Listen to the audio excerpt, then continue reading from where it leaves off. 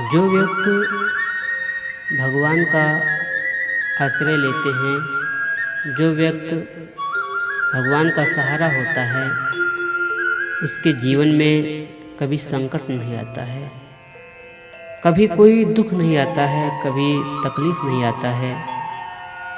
और आता भी है तो भगवान अपने भक्तों को उस दुख से बहुत जल्द छुटकारा दिला देते हैं। अगर मान लीजिए कि कभी आपको कोई कष्ट हुआ, कभी दुख हुआ, तो वो दुख कुछ घड़ी तक रहता है, कुछ क्षण मात्र ही रहेगा बस। उसके बाद में जल्दी ठीक हो जाता है। इसका सिर्फ कारण है कि हम परम पिता परमात्मा के सहारे हैं, हम उन्हीं का चिंतन करते हैं। भक्त क्या करता है? भक्त तो केवल परम पिता परमात्मा का ही चिंतन करता है, मनन करता है, और होना भी चाहिए भाई।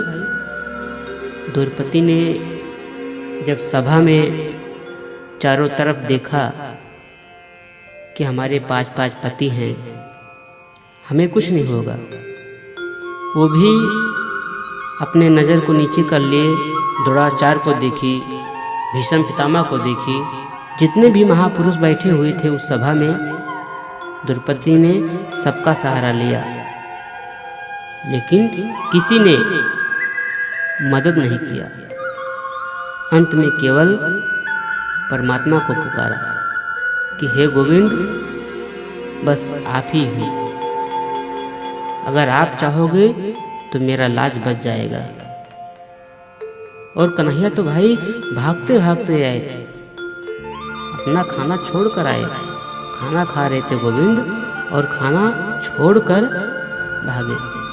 संतों को कहना है कि गरुड़ पीछे पीछे चल रहा था और भगवान का साड़ी जो है आगे आगे भाग रहा था, भगवान बीच में थे। तो जिसने भी भगवान को दिल से पुकारा, भगवान आते हैं। बहुत से लोग कहते हैं कि भगवान नहीं होते हैं, भगवान अगर होते तो आते नहीं।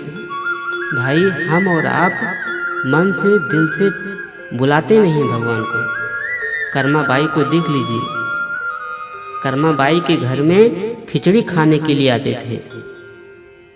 आप पहले उनके तरह तो बनिए, कर्मा बाई के तरह आप उनको, जिस प्रकार कर्मा बाई खाना खिलाती थी भगवान को, आप उसका भाव तो ग्रहण कीजिए, चिंतन करिए उसके भाव को कि उसका भाव क्या था। लेकिन हम और आप बस इसी संसार में उलझे पड़े हुए हैं।